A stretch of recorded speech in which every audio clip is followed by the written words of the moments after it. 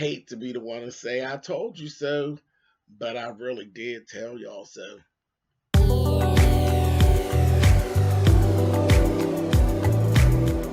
And I'm like, come on through, Cookie. I'm going up on my soapbox. That's basically it. Let's talk about drag and all its forms.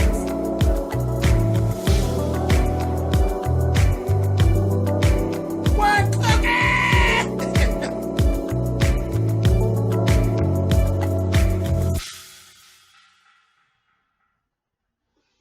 Hey guys, thanks so much for clicking on the video. This is my review for Have and Have Nots, Season 7, Episode 11. And I said, I hate to be the one to tell you I told you so, but I did speculate that things were going to go the way they went. But anyway, let's talk about it, child. Mess. First things first, David and Veronica. Veronica's at the house. She's in full on crazy, okay? Full on crazy. And she's going on and she's still, this. So I wish she would go ahead and clear out that living room so she could stop talking about, this is where he smacked me down to the floor. Well, I mean, that's where you asked for it. It wasn't nice that he did it, but that's where you asked for it, boo. You asked for the floor right there and he gave it to you. I mean, whatever. But she's going on. So then David runs in the house right behind her. She had left the door. Because, well, it was funny. When she first came in, she was like, Alice, I need a drink. I said, come on, Joan Crawford. Come on through here.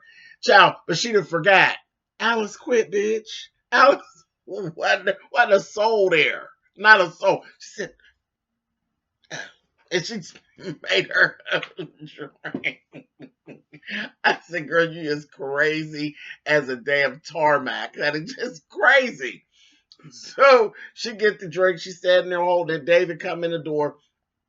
She said, get out, David. Get out. He said, no, because if you didn't want me here, you wouldn't have left the door unlocked. Okay? I'm still popular in unlocked. He came in there and he's like, come on. Sit down with me. She's like, no, not there. Not there, David. That's where you smacked me to the floor, I said. And if you don't watch, you're going to get a little other case study. I laughed. I said, mess. Then she said, you knew, David. You knew how he used to beat me. I said, who used to beat you, bitch? He used to beat me and you knew it and you said you wouldn't put your hands on me. I told you never to put your hands on me, David. He said, I know, and I was wrong. Meanwhile, his hand was itching in the palm where he really wanted to just give her another one. I said, now, you know what? So then she got to doing her, she started trying to push his buttons. She knew what she was doing. She'll say, yeah, and you slept with Maggie? He's like, yeah, I did. And you slept with that whore? He said, yeah, I did. And you took care of both of them? She said, yes, I did.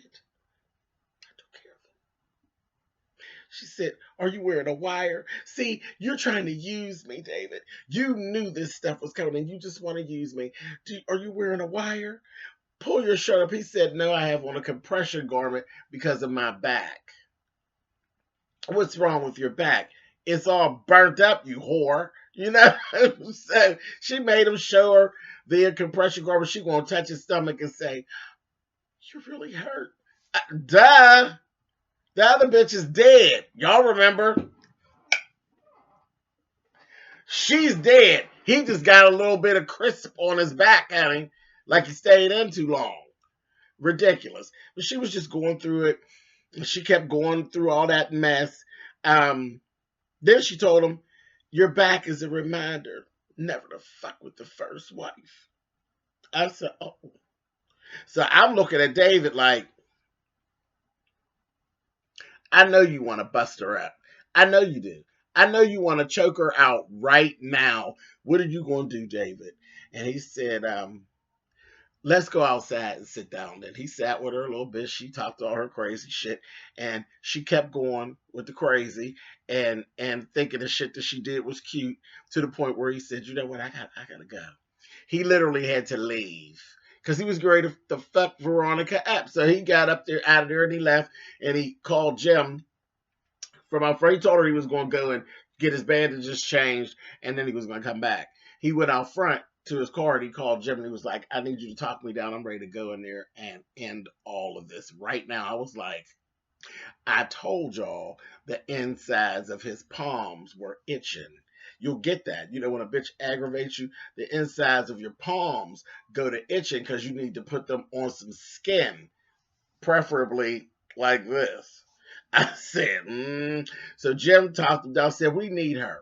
We need her. So what you going to do? Go get your bandages changed and just chill out. He said, I may need to call you back, Jim. I said, okay. But he didn't know Jim had just as much garbage going on over at his place. Jim's sitting over there watching the news, and he look up and see Candace entering the White House and going for a walkthrough with the president and the first lady. And Jim was like, what? He said, oh, hell no. I hope you don't think that's going to work. I said, Lord, here we go. In the midst of all that, Wyatt done took and stole all of Catherine's cough medicine and her Valiums, child, and he done got high as Cooter Brown. He laying all back on the bed with his legs crossed, all just crazy as hell, and tied up. I said, look at him. I like to punch him down in his forehead. He was a mess. Then him and he come down, Jim told him come down, and he questioned him about it, and Catherine's standing there, and they're all just going at it.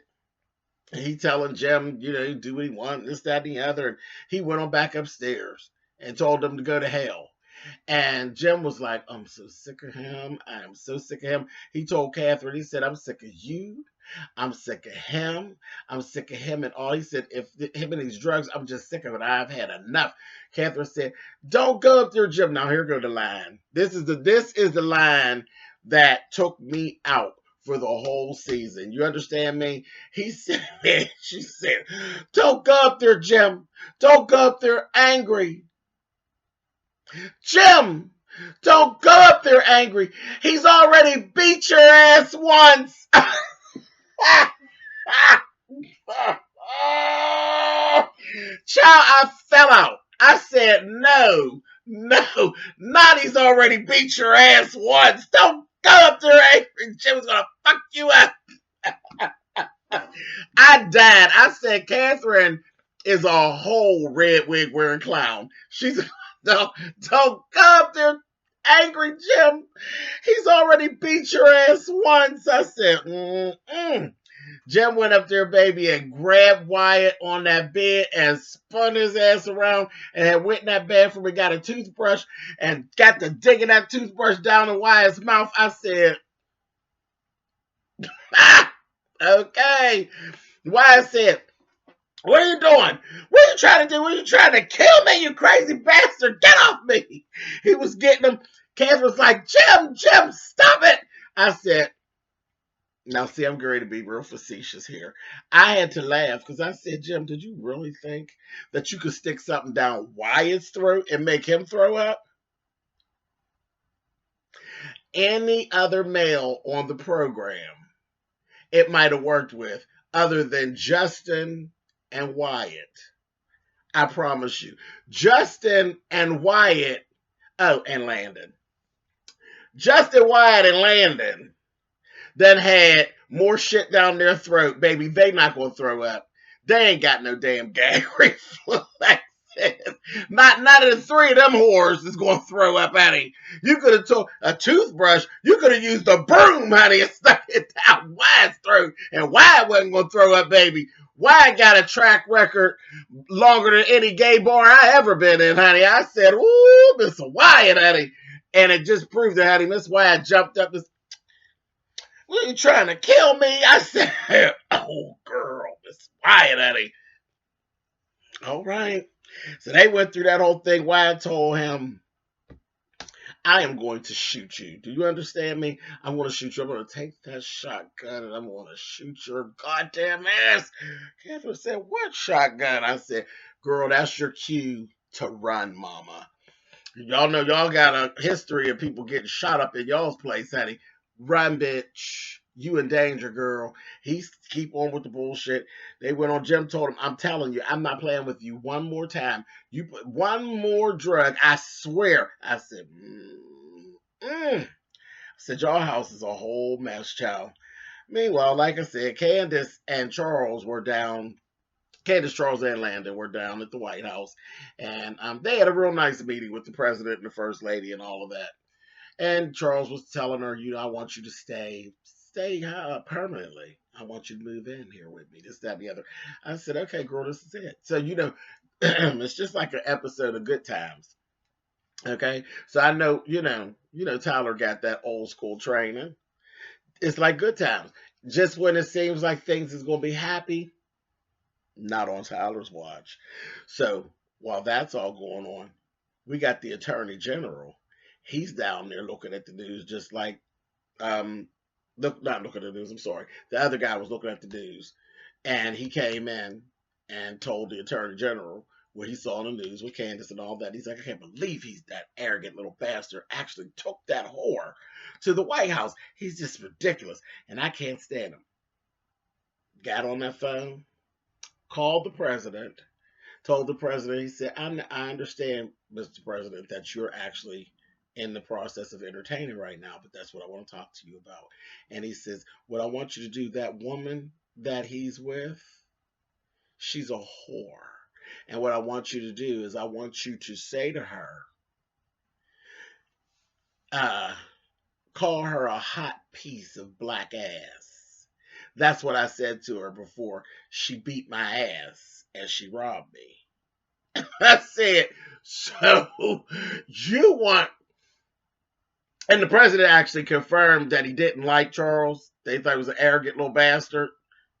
I said, nice president. But you basically want to set Candace up. You want the president to say some off-color bullshit to Candace and her to jump on him and act out. Now, I know Candace ain't that stupid. Candace ain't that stupid. Now, the one that may get in trouble is Charles, because Charles is a nutball. I done told y'all, Charles is a nutball. So, listen here. Here's what I'm going to give y'all. We're going to take this, and I'm going to tell you, I got a sneaking suspicion that this is how it's going to go down. The president's going to go and say that hot shit to Candace, and Charles is going to punch the president in the mouth. And that's going to hold up the whole Charles being the president, because you can't, that's against the law. You can't punch the president in the mouth, and he is still the president. Charles is the president-elect. So when he cold cocks the president, it's going to be a problem.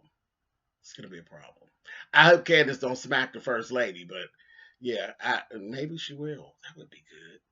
But the first lady was nice. She told Candace, y'all aren't married, are you?" And she said, "No." She said, "Not yet." She said, "Not yet." She said, "That's good, because I can't have you come in here and be as beautiful as you are and being the first lady right after me." I said, "Girl." And I looked at her, and he gonna tell, when the president looked at his wife and said, "She's just as beautiful as the day I seen her." I said, "Oh, so she looked like a toad back then."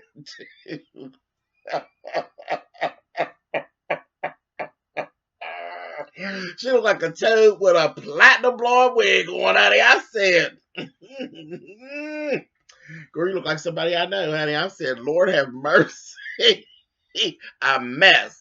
Anyway, so let's go over to Psychopath Justin's house. Jeffrey done took his dumb ass up in the apartment, and he done seen that shrine that he done made of all these pictures. He's like, "When did you take these pictures?" He's like, "I always take pictures of you, Jeffrey, but I didn't even know you were there." I said, "Because he's crazy. And he's giving you Jeffrey Dahmer tease, honey." But okay. Jeffrey kind of got it, and he said, I'm leave. I'm going to leave. And he had this wine, and he's like, "Just at least take your coat off. At least have a glass of wine." He's like, "No, I'm good. I'm up out of here." And he's like, mm-mm. Jeffrey went to go out the door. He took the bottle of wine and cracked it on the thing and going to say, "Look what you made me do." And he put it there. I said, "Oh, here we go. She is so dramatic, Miss Justin, honey." Jeffrey's like, "Put that bottle down. Put the bottle down."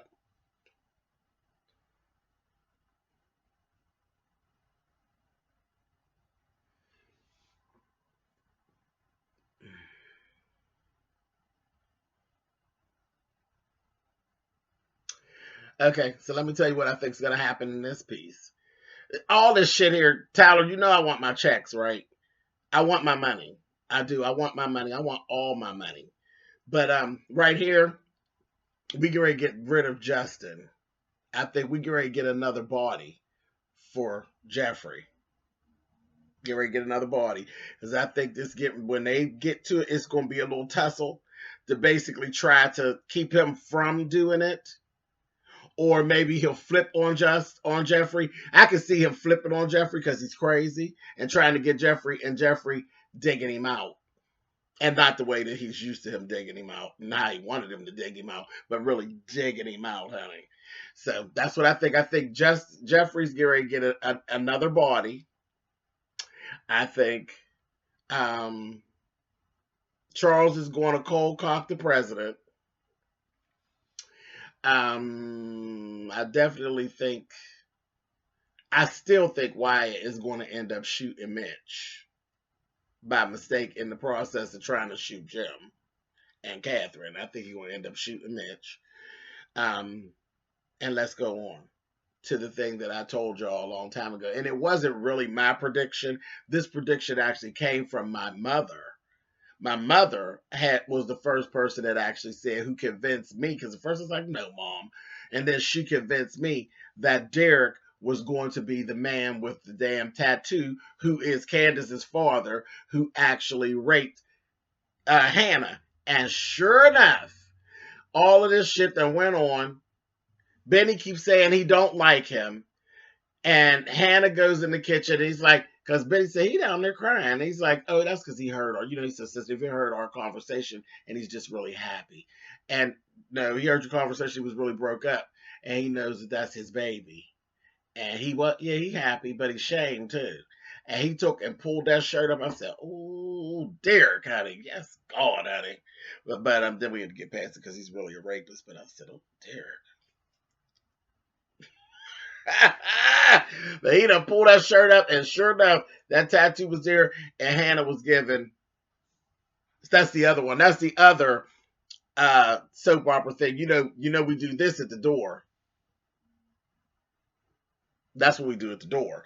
But then when you're real scared, honey, you do. And you stay like that frozen for 6 weeks. Thanks, Tyler.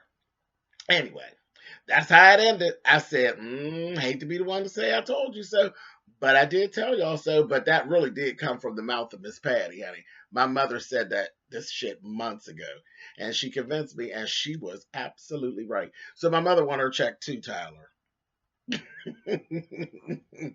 I'll see y'all later. Bye.